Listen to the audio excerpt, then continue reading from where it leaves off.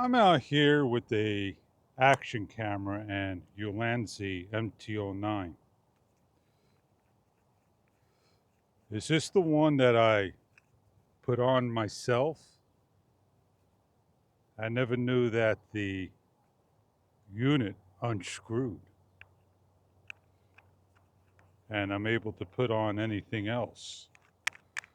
Kind of amazes me that it came off. I got another one on the other action camera.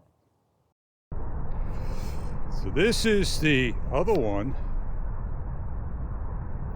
and if I hold it, try to unscrew it, it's not going to come off.